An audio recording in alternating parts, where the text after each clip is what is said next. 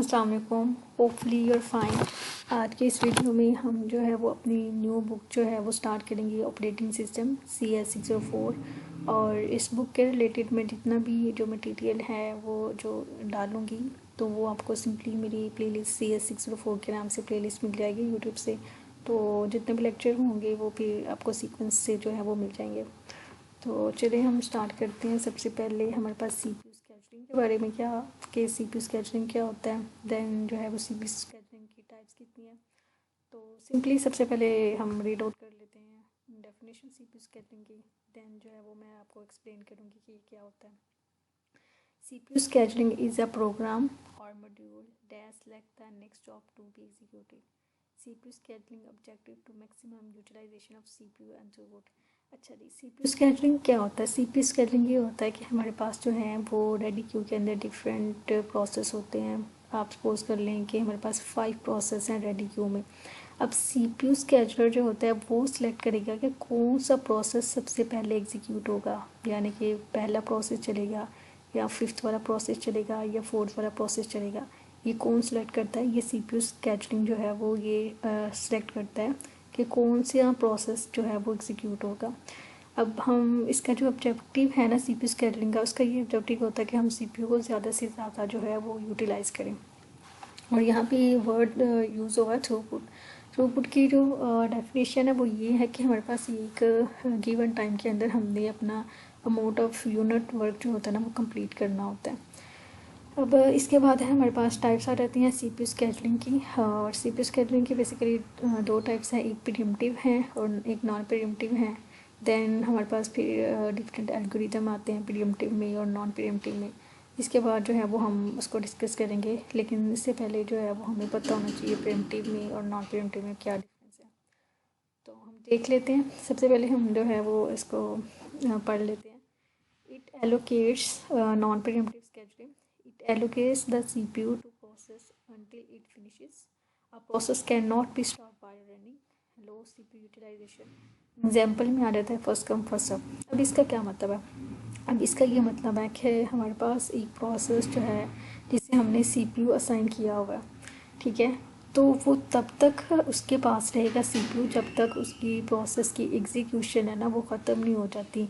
अब सपोज करें कि एक प्रोसेस है P1, ठीक है, उसने 5 टाइम तक चलना है, ठीक है, और वो क्या करेगा, CPU जो है वो पूरा 5 टाइम तक, जब तक वो उसकी एग्जीक्यूशन ख़त्म नहीं होगी हम CPU किसी और प्रोसेस को असाइन नहीं करेंगे। इसमें ये होता है कि हमारे पास लो CPU यूटिलाइजेशन होती है और हमारे पास एग्जांपल में इसकी first come first serve algorithm आ जाता है, शॉर्टेस्ट जॉब और रिमेनिंग, ये सारे एल्गोरिदम इसमें आएंगे। इसके बाद हम बात करेंगे प्रीएम्प्टिव स्केजुलिंग की। It allocates the CPU to the set of periods. A running process can be interruptive while being executed. High CPU utilization, और इसके एग्जांपल में आ जाएगा राउंडेबल। अच्छा, प्रीएम्प्टिव में ये होता है कि हमारे पास हम ये नहीं कहते कि एक प्रोसेस है उसका एग्जीक्यूशन टाइम 6 है तो वो CPU हम किसी और बंदे को असाइन नहीं कर सकेंगे, नहीं। इसमें ये होता है कि जिस प्रोसेस की ज़्यादा प्रायोरिटी होगी ना, ठीक है, हम CPU से असाइन कर देंगे। लाइक हम P1 प्रोसेस को एग्जीक्यूट कर रहे हैं, वो 1 टाइम तक चला है तो हमारे पास इंटरप्ट आया, इंटरप्ट हमें किसी प्रोसेस P2 ने किया। अगर P2 की प्रायोरिटी P1 से हाई होगी तो हम क्या करेंगे, हम अपना CPU स्विच कर देंगे और हम CPU P2 को असाइन कर देंगे। पहले वाले में ये था कि जब तक प्रोसेस कंप्लीट नहीं होगा CPU किसी को भी असाइन नहीं किया जाएगा। लेकिन प्रीएम्प्टिव में ये है कि अगर हमारे पास प्रोसेस कोई भी हमारे पास आता है, इंटरप्ट करता है हमें और उसकी प्रायोरिटी हाई है तो हम CPU से असाइन कर देंगे। इसकी एग्जांपल में हमारे पास राउंड रिबन आ जाता है। अब इसको ज़रा मैं आपको थोड़ा सा न्यूमेरिकल टाइप में एक्सप्लेन कर देती हूँ ताकि आपको ज़्यादा क्लियर हो जाए। तो हम सबसे पहले देखते हैं नॉन प्रीएम्प्टिव।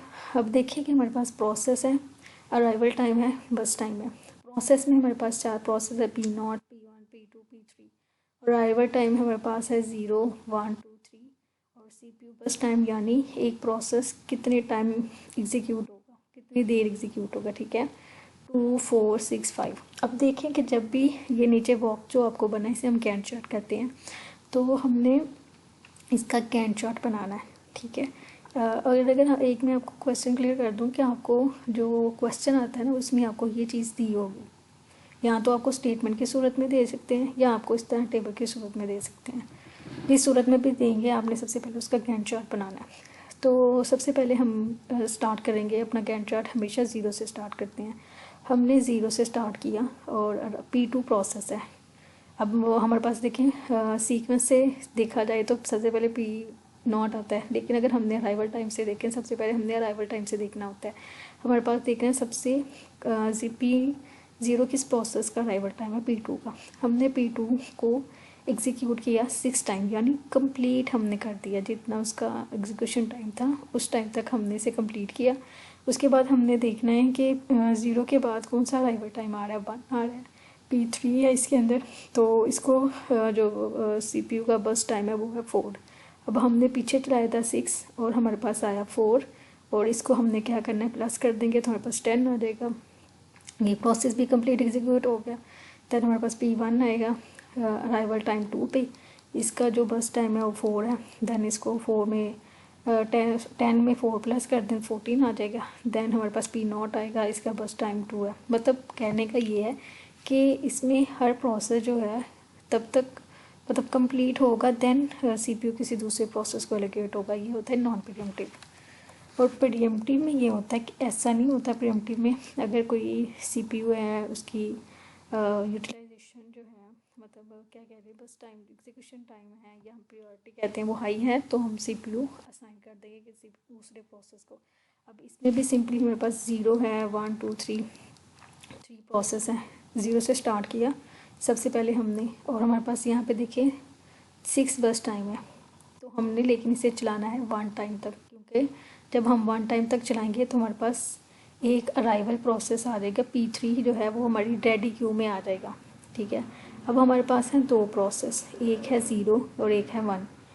क्योंकि 0 को हमने ये 6 था 1 टाइम तक चला दिया, 5 इसका बाकी रहता है। अब हमने देखना है, ये बेसिकली एक एल्गोरिदम है शॉर्टेस्ट जॉब वाला, उसमें हमने ना बस टाइम से कंपैरिजन करना होता है। लेकिन अभी ये है कि मैं सिर्फ सिंपली आपको समझाना चाह रही हूँ कि प्रीएम्प्टिव बेसिकली है क्या, इसमें हम स्विच कर जाते हैं।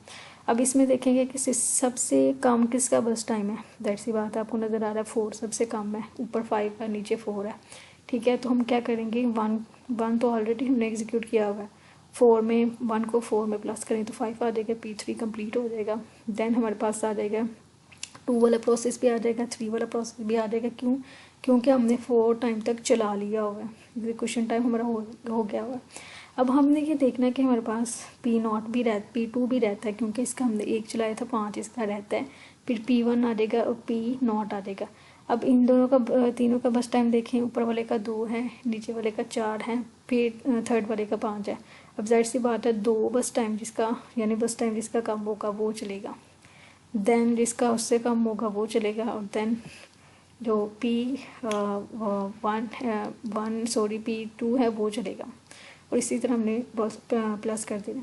अब सिंपली इसका समझाने का ये मतलब है कि प्रीएम्प्टिव में मतलब हम प्रायोरिटी देते हैं प्रोसेस को, और नॉन प्रीएम्प्टिव में हम जो है वो ये नहीं करते कि हम फेवरिज्म करते हैं कि हर प्रोसेस को इक्वल राइट मिले, लेकिन प्रीएम्प्टिव में ऐसा नहीं हम करते। अगर आपको वीडियो अच्छी लगी है तो मेरे चैनल को सब्सक्राइब करें, लाइक करें, दूसरों के साथ शेयर करें। Thank you.